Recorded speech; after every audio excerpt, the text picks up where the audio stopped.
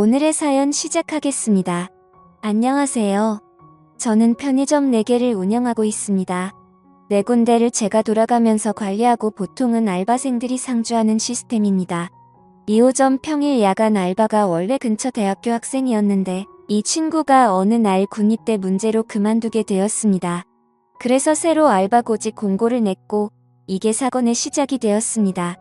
2호점이 직영점이라 평일 야간은 11,000원인가 줬어야 했던 걸로 기억합니다. 보통은 직영점 평일 야간은 그만둘 때 전임자가 지인에게 넘기는 편인데 이번엔 그러지 못했습니다. 시급이 높으니 생각보다 연락이 많이 왔고 면접을 10명 정도 봤던 걸로 기억하는데 그 중에 23살짜리 키 작은 여자애가 굉장히 의욕이 있어 보였습니다. 지방에서 올라와서 현재는 휴학 중이라는데 부모님 손 벌리는 것도 정도가 있다고 생각해서 지원했다고 했고 그 마인드가 기특해서 기꺼이 그 친구를 뽑았습니다. 처음 한 달 정도는 일을 무난하게 잘했습니다.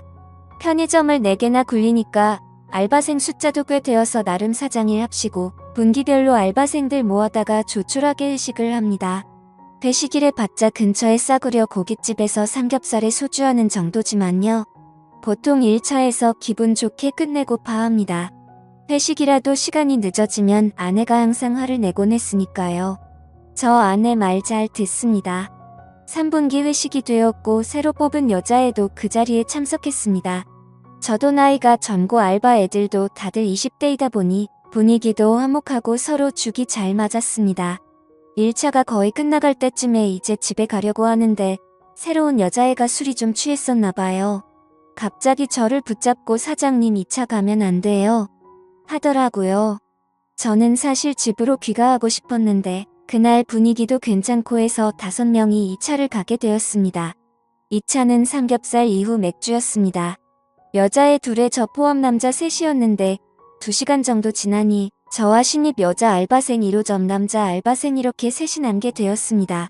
그런데 신입 여자 알바생이 정작 본인이 2차 가자 하고서는 별 얘기도 안 하고 멍 때리고 있길래 이제 슬슬 집에 가자 하면서 일어나려고 했습니다. 아직도 진짜 생생하게 기억나는데 그때 그 신입 무릎에 눈물이 두둑하고 떨어지더니 갑자기 우열하기 시작하는 겁니다. 호프집에 있는 사람들이 다 저를 쳐다보고 전 너무 당황해서 숙자야 너 갑자기 왜 그래? 하고 물었고 상황 수습을 하려고 최선을 다했습니다. 같이 있던 알바 놈도 당황해서 어쩔 줄 몰라 했습니다. 시간이 지나고 조금 진정됐는지 그 신입 여자 알바생이 말을 합니다. 사장님 둘이서만 얘기하고 싶어요. 라고요. 뭔 일인가 싶었지만 순전히 사장으로서 이 상황을 피할 수 없었기에 알았다고 했고 남자 알바생에게 괜찮다며 집으로 돌려보냈습니다. 그리고 얘기해보라며 그 여자애와 맥주 한 잔을 더하게 되었습니다. 얘기를 하자고 해놓고 여자애가 별말이 없길래 무슨 일인데 그러냐 말을 좀 해봐라 하고 자꾸 부추겼습니다. 제가 성격이 다른 사람들 좀 받아주고 그래서 대학 때부터 이런 식의 여자애들의 고민 상담 같은 게 많았어요. 지금의 아내도 원래 학교 후배인데 이런 식으로 고민 상담하다가 눈 맞아서 연애하다가 결혼까지 했거든요. 제가 잘 구슬리니 썰을 풀기 시작했는데 썰의 내용은 이렇습니다. 동양에서 올라온 학교 선배랑 사귀고 있는데 반동거 상태이며 임신을 해서 어쩔 줄 모르겠다. 사는 게 너무 힘들다. 뭐 이런 내용이었습니다. 일단은 제가 잘 달래고 따뜻하게 위로해주고 무사히 집에 돌려보냈습니다. 이때까지만 해도 사장님 너무 고맙고 착한 사람이라고 감사하다고 연신굽신굽신했었지요. 그렇게 무사히 회식이 끝났고 그 후 며칠 더 일을 나오다가 그 아이에게 갑자기 전화가 왔습니다. 당장 급하게 병원을 가야 되는데 며칠만 일을 쉬면 안 되겠냐고 합니다. 저는 애가 불쌍하기도 하고 사람된 돌이라 생각하여 그러라고 했고 몸조리 잘하라고 하고 끊으려 했습니다. 그러자 자기가 지금 현금이 부족해서 그러는데 20만 원 정도만 빌려줄 수 있냐고 하더라고요. 여기서 뭐지? 하는 생각이 들었습니다. 물론 애가 성실하고 착한 것 같긴 했지만 한 달 일하고 20만 원 빌리는 건 좀 경우가 없다고 생각이 들었습니다. 하지만 애가 어차피 어느 학교 무슨 과인지도 알고 있고 민증사본도 저한테 있는데 20만 원 갖고 사라지진 않겠지라고 생각했네요. 20만 원에 미역국 먹으라고 5만 원 더해서 25만 원 송금해줬습니다. 나 좀 괜찮은 사장인 것 같다고 혼자 뿌듯해했고 3일간 그 여자의 땜빵을 제가 메꿨습니다. 그리고 3일 후부터 이 여자애가 다시 출근했습니다. 다녀와서 연신 감사하다는 말을 연발했고요. 그래서 당시만 해도 저는 솔직히 뿌듯한 마음도 있었습니다. 그런데 이 여자의 두 번째 월급날을 며칠 앞두고 갑자기 문자가 왔습니다. 소송이 접수되었습니다. 전화해서 확인해보니 이 여자애가 문자 그대로 절 고소한 것입니다. 고소 내용은 양육비 및 정신적인 위자료 청구였고 저는 뭔가 착오가 생겼거니 했는데 확인해보니 진짜였습니다. 그때 정말 뒤통수가 띵했습니다. 그 여자애한테 전화하니까 전화는 안 받고 출근도 당연히 안 했습니다. 그야말로 잠수입니다. 정말 당황했지만 바로 대한법률구조공단 찾아가고 지인을 통해 변호사를 선임하고 다른 대응으로 아주 찍소리 못하게 하려 했는데 몇 가지 문제가 있었네요. 일단 제가 돈을 송금한 점과 통화가 녹음이 안 되어 있어서 무슨 명목으로 전송했는지 증명이 불가능했습니다. 이때 착하게 살면 정말 손해인 것 같다고 많이 후회했습니다. 이 여자 알바생이 아주 제대로 노린 거였습니다. 그리고 회식날 호프집에서 다른 알바생을 집에 보낸 것도 문제랍니다. 얘가 연락이 안 되니까 혹시나 해서 알바놈에게 연락을 해보니 알바놈한테 이미 걔가 연락을 했다고 합니다. 또한 이 멍청한 알바놈은 되려 저와 걔의 사이를 의심하고 있었고요. 귀찮은 일에 말려들고 싶지 않으려고 하는 것 같기도 한데 이놈이 제가 사장이니까 앞에서는 협조적으로 굴 것처럼 했었는데 결정적일 때 전혀 도움이 안 됐습니다.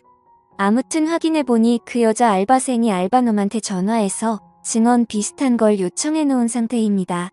저는 정말 결백했기에 법정 가서 확실히 정리해버리자는 마음이었는데 변호사의 말은 조금 달랐습니다. 입증이 안 되면 털리기 딱 좋다는 것이었죠. 더구나 이 당시가 고대 의대 사건이 처음 수면에 떠오를 때라 추행이나 미투 이런 문제에 대한 여론이 극도로 안 좋을 때였습니다.